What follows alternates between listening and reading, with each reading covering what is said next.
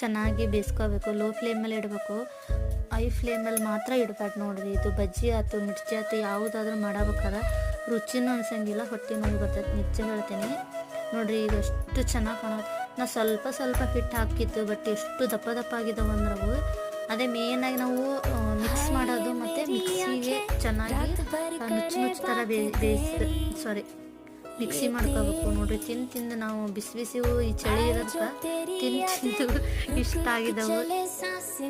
ಭಾಳ ಅಂದ್ರೆ ಭಾಳ ಚಲೋ ಆಗಿದ್ದವು ಮತ್ತು ಗರಿ ಗರಿಯಾಗಿದ್ದವು. ನೀವು ಒಂದ್ಸಲ ಟ್ರೈ ಮಾಡಿ ಈ ರೆಸಿಪಿನ, ಹೆಲ್ತಿಗೂ ಚಲೋ ಐತಿ, ಮಕ್ಕಳಿಗೆ ಇಷ್ಟ ಆಗ್ತದೆ. ಈ ಚಳಿಗಂತ ಹೇಳಿ ಮಾಡಿಸಿದ ರೆಸಿಪಿ. ಮತ್ತು ಈ ವಿಡಿಯೋ ಇಷ್ಟ ಆದರೆ ನೀವು ಲೈಕ್ ಮಾಡಿ, ಶೇರ್ ಮಾಡಿ, ಸಬ್ಸ್ಕ್ರೈಬ್ ಮಾಡಿ, ಪ್ಲೀಸ್ ಸಪೋರ್ಟ್ ಮಾಡಿ.